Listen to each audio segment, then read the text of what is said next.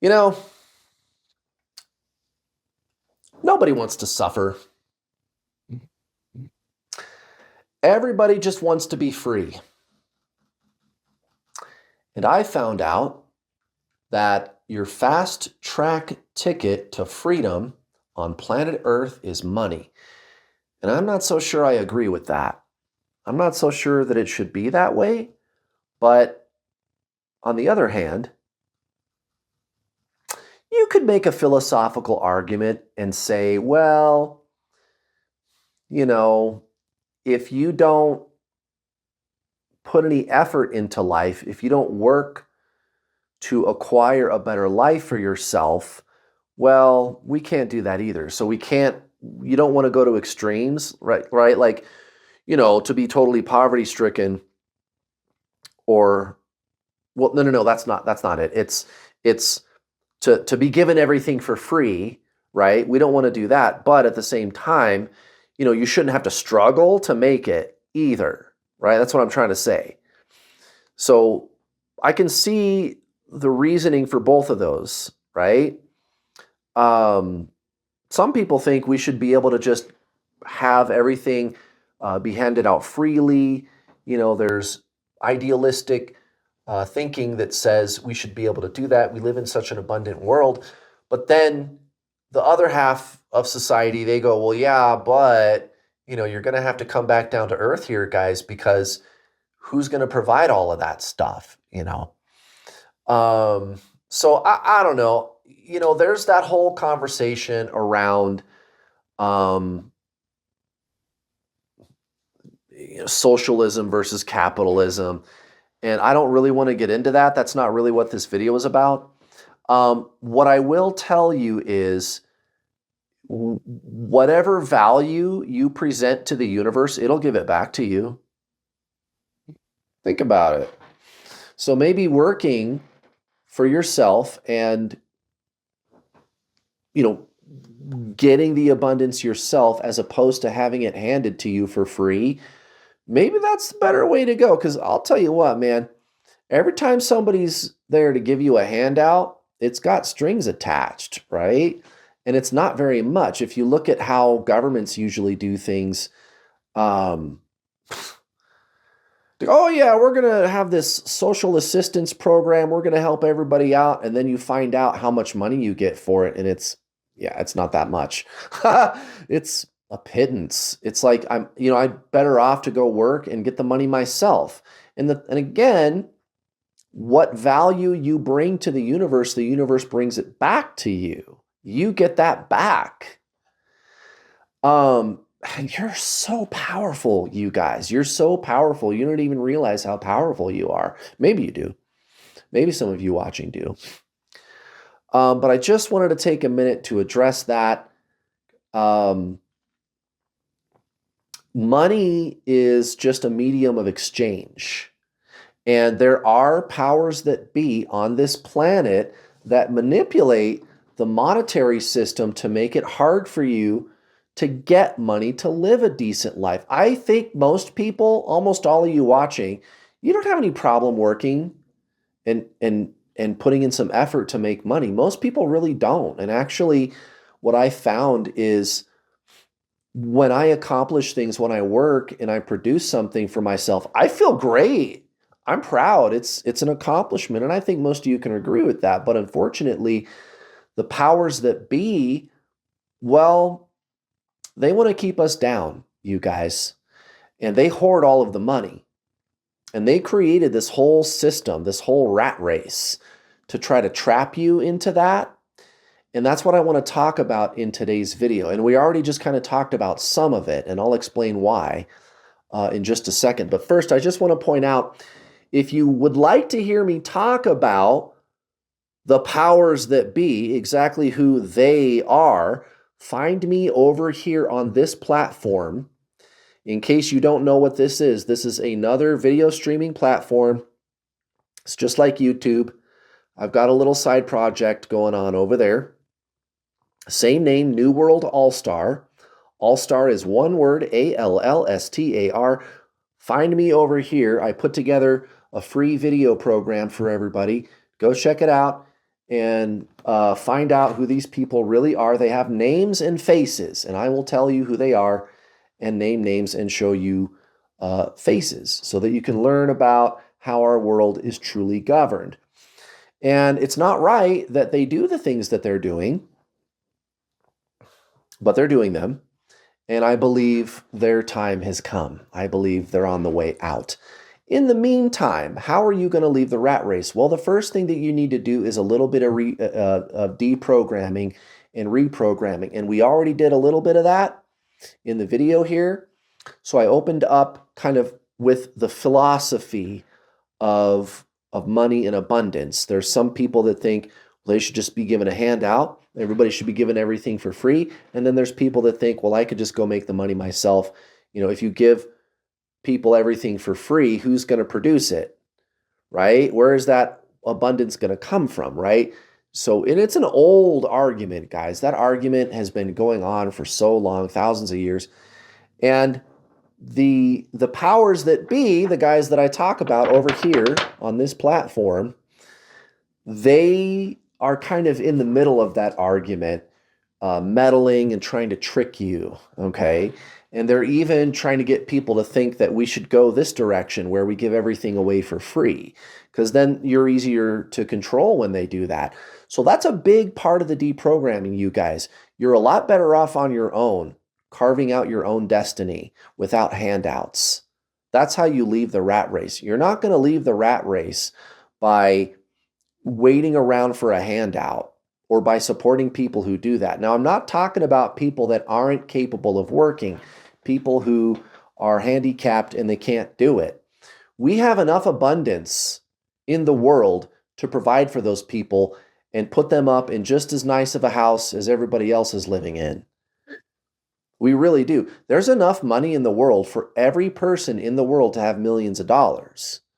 It's just, again, there's a tiny group of people who hoard all that money, okay? And everybody, I think, kind of knows that. I think everybody watching, you know that that is true. That's what I talk about over here. But once you get past all that, it's like, all right, so what do I do to reprogram? What do I do to reprogram? So now that I know the trick, they're trying to trick me into being dependent on their systems. What do I do? How do I escape the rat race, Kurt? Well, I'll tell you what I did. So I didn't want to punch a clock. I didn't want a boss, right? I wanted to make a lot more money. I wanted to travel, and now I'm doing those things. And I worked hard for it. Nobody handed it to me, and I feel really good about that. And again, when I show up to the universe with some value, when I bring value to the universe, it gives it right back, of course. So the first thing that I did was to learn about entrepreneurialism. That was the first thing that I did. And I'm even going to give you a resource. There's a book that I'd like you to read if you want to learn about the secrets of money. It's called Rich Dad, Poor Dad by Robert Kiyosaki. You can get it on audiobook. You can order a copy on Amazon also. Read that book. Read it twice. Read it 3 times. There's another book called The Richest Man in Babylon. I don't remember the name of the author, but just go look it up. The Richest Man in Babylon. I would read Rich Dad, Poor Dad first. It's a really easy read. He doesn't get very technical. He just gives you the basics of financial intelligence, how to think like the rich. And the rich, they think very, very differently from most people, you guys. Very, very differently. You'd be surprised. That's how you escape the rat race. You're going to have to start thinking differently about money. You're going to have to start thinking differently about what people call money. You're going to have to start thinking differently about what people call an asset or a liability. You know, everybody thinks your house is an asset, is it? Robert Kiyosaki doesn't think so. The super wealthy, they don't think so, and I don't think so either. So what is an asset? Well, an asset is something that puts money in your pocket. So what I'm trying to tell you in this video is how to escape the rat race. Step one, mindset. Guys, mindset is everything. When I first started learning entrepreneurialism, I was 20 years old. I joined a multi-level marketing company, and it's one of the few like actually legitimate ones, right? It's like MLMs, they get a bad reputation, but this was one of the handful that are actually like good. And they're still around, and I still use their products. That was 25 years ago. They're still around, guys. And they would host monthly meetings. 300-400 people would attend, and the people that were successful, they get up onto the stage, one after the other, and tell their story, guys.